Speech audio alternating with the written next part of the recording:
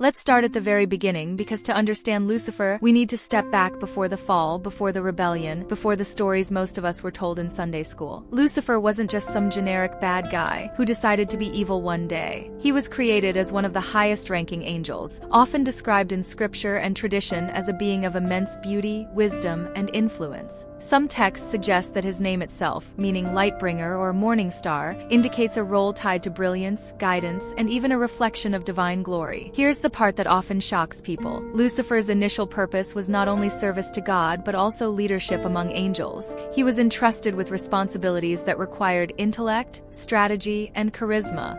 He had the kind of influence that, if misused, could shift entire realms. Imagine that weight, the awareness of being so close to ultimate power and understanding. It's not hard to see how pride could slowly creep in. What most interpretations gloss over is the subtlety of his choice. It wasn't a sudden rebellion born out of pure malice. It was a gradual turning inward, a growing fixation on his own brilliance. He began to see himself as the center rather than a reflection of the divine, and that shift is where tragedy begins. Pride isn't loud, it whispers. And for Lucifer, it whispered that he could be more than what he was created to be, that he could redefine authority on his terms. But here's a deeper layer. Even in that fall, there is a haunting lesson. Lucifer's story exposes something uncomfortable about freedom and responsibility. Even beings of light, entrusted with purpose and clarity, can spiral when self-interest overtakes duty. It's a mirror for human ambition, our own temptations, and the delicate balance between potential and pride. I want you to reconsider the evil for the sake of evil narrative. Lucifer was never meant to be a villain in the simplistic way we've been told. He was a creation of incredible power, and his fall was a complex, almost tragic event that began with the misuse of gifts rather than a sudden leap into darkness. Now that we've explored Lucifer's origins, let's talk about how a being of light became the embodiment of darkness. This part is where most people get it wrong. They assume his fall was sudden, explosive, almost cartoonishly evil. But the truth is far more nuanced, and it's actually kind of unsettling when you think about it. Lucifer's rebellion was rooted in pride, yes, but not the brash kind you see in movies. It was an insidious, slow-growing pride that began as admiration for his own gifts and gradually morphed into self-worship. He looked at his role, his beauty, his intellect, and started believing he could surpass the Creator's authority. Here's the shocking part. It wasn't about hating God at first. It was about loving himself more than he loved his purpose. That's a subtle but devastating shift. The scriptures hint at this when they describe the "I will" statements. I will ascend. I will be like the Most High. These aren't just acts of defiance. They are declarations of autonomy, a refusal to submit even while being deeply aware of divine hierarchy. Think about it. The most intelligent, beautiful, and powerful being choosing self-exaltation over alignment. That's both terrifying and strangely relatable. How many times have we, as humans, let our pride whisper that we know better than guidance or wisdom? Lucifer's descent also teaches us about influence.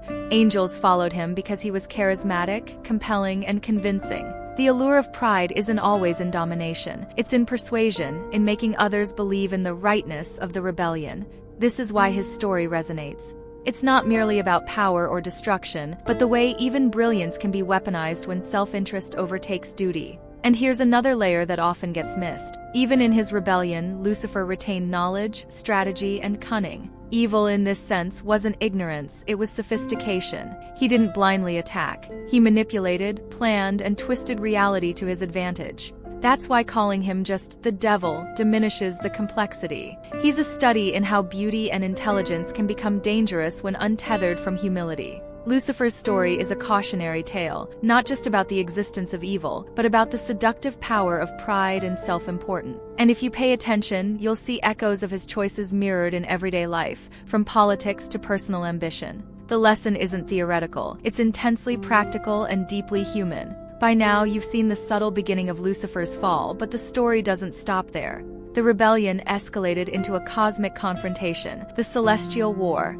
This isn't some abstract battle in the clouds. It's a narrative with real implications for everything we experience in the human realm. Lucifer didn't stand alone. He rallied angels who shared his doubts or were captivated by his vision of autonomy. This wasn't about raw power, it was ideological. They challenged the natural order, believing that freedom and self-rule were worth more than alignment with God's plan. The shocker here, even beings of pure spirit can be seduced by ambition. It forces us to reconsider our assumptions. Perfection and strength don't immunize anyone from error or corruption.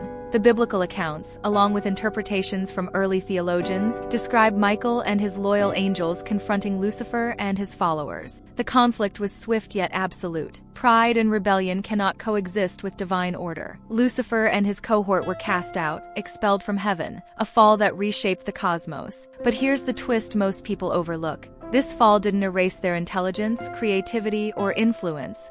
In fact, it amplified their ability to affect the world in subtle, insidious ways. Think about this. Lucifer's rebellion created a tension between freedom and order, chaos and design. It's why, even today, you see the fingerprints of this cosmic disruption in human life. Temptation, moral conflict, ideological seduction. He didn't just vanish. He became a strategist, a tempter, and a force that tests hearts and minds. His influence is not always blatant. Often it's quiet, persuasive, almost invisible, nudging decisions and priorities without anyone realizing. Another eye-opening point. The Celestial War reframes the idea of evil entirely. It's not mindless malevolence.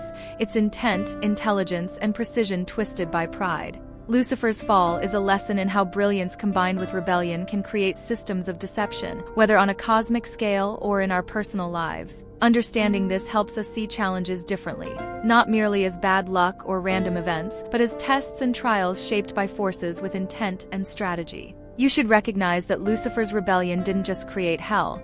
It created a framework where humans are challenged to confront temptation, discern truth, and choose alignment with divine principles. The celestial war is ongoing, and in subtle ways, it affects the choices we make every day. Now that we've seen Lucifer's fall and the celestial war, it's time to explore something deeply unsettling: how his rebellion directly touches our lives. Most people imagine evil as obvious, dark, loud, and violent, but Lucifer operates differently. His methods are subtle, psychological, and profoundly strategic. He doesn't just tempt people to sin. He undermines the very way we perceive truth, morality, and purpose. Consider this. Lucifer's original strength was brilliance. He was not a mindless villain. He was persuasive, charismatic, and creative. That intelligence didn't vanish with his fall. It transformed. Today, his influence often appears in ways we barely notice. A whispered doubt about our worth, a seductive idea that bends morality, a seemingly small choice that, over time, shifts a person's path. It's psychological warfare wrapped in plausibility. Here's the shocking part. His impact isn't just about individual sins. It affects systems, governments, economies, cultures, even ideologies. The strategies of pride, envy, and manipulation trickle down into human institutions. Many conflicts, injustices, and moral crises we face today can trace subtle roots back to the dynamics set in motion by his rebellion. It's not deterministic. Humans still have choice, but the battlefield is constant. Another layer to consider.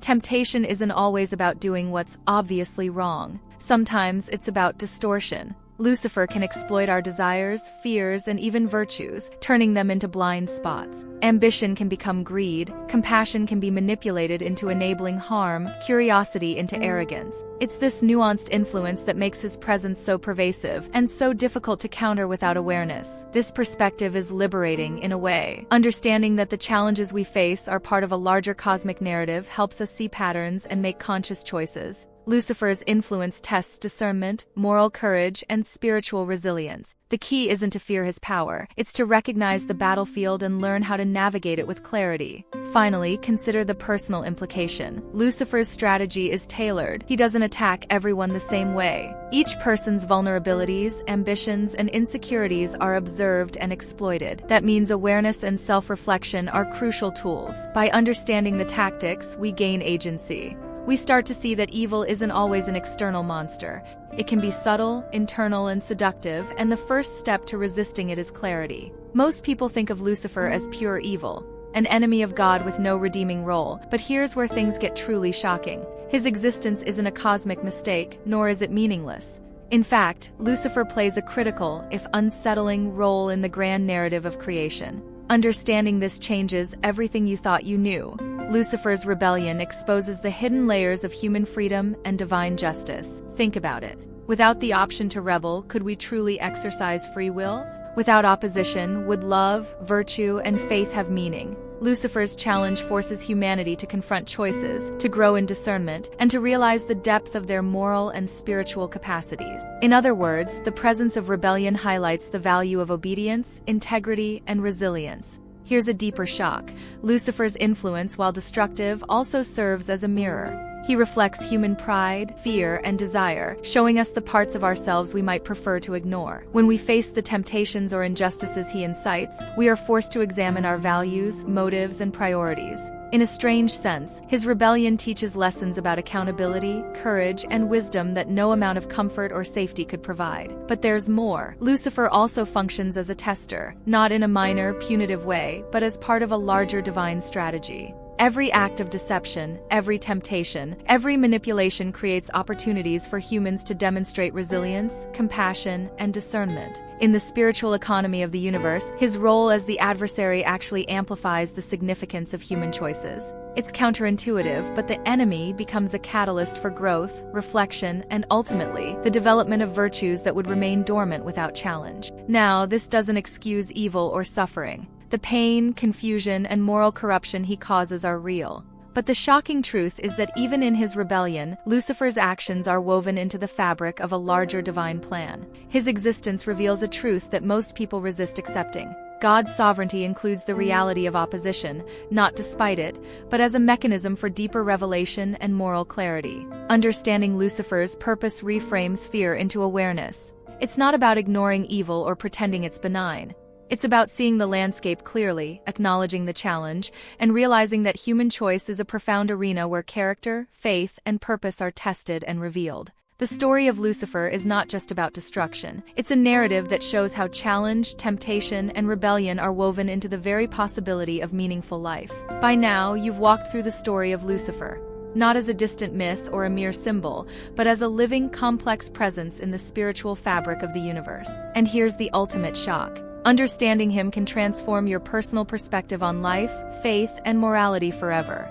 Lucifer is not just a figure to fear. He's a mirror reflecting human choices, vulnerabilities, and potential. When we recognize the ways he tempts, deceives, or challenges, we begin to see ourselves more clearly. Every struggle he incites is an invitation to develop discernment, resilience, and inner strength. In this light, fear becomes awareness, and despair becomes a call to courage. What's even more profound is how this understanding reframes the concept of evil. Lucifer isn't just a source of destruction. He's a reminder that life includes opposition, and that true virtue only emerges in the presence of challenge. Without him, the human capacity for love, faith, and moral integrity would remain untested, shallow, and incomplete. The shocking truth is that his rebellion ultimately amplifies the significance of every righteous act, every compassionate choice, every act of courage. Now, this isn't an excuse to romanticize evil or dismiss its consequences. The suffering and chaos he causes are real, and they leave scars on the world and on the human heart. But the perspective shift is vital.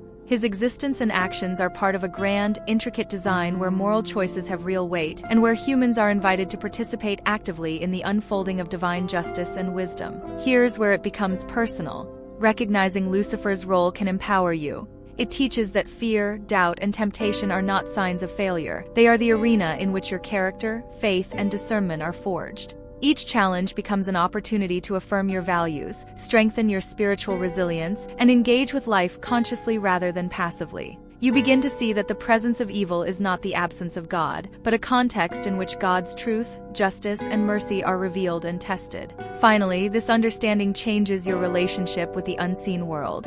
Instead of seeing Lucifer as an omnipresent enemy lurking in every shadow, you see him as a defined force, with a specific purpose, and with limits set by divine authority. His power is real, yes, but it is not absolute. It exists within a framework that allows humans to exercise freedom, grow spiritually, and participate in the unfolding of higher truths. The shocking revelation is that, paradoxically, his rebellion underscores the greatness of God's design and the profound responsibility of human choice. So, as you step back and reflect, the takeaway is revolutionary. Lucifer is not a random force of chaos. He is a catalyst, a test, a mirror, and a reminder of the depth and significance of human freedom and moral responsibility. Seeing him this way doesn't diminish the danger or the challenge, it clarifies it, and it transforms fear into insight, despair into vigilance, and confusion into a profound appreciation for the intricate balance of good, evil, and the divine plan that surrounds it all.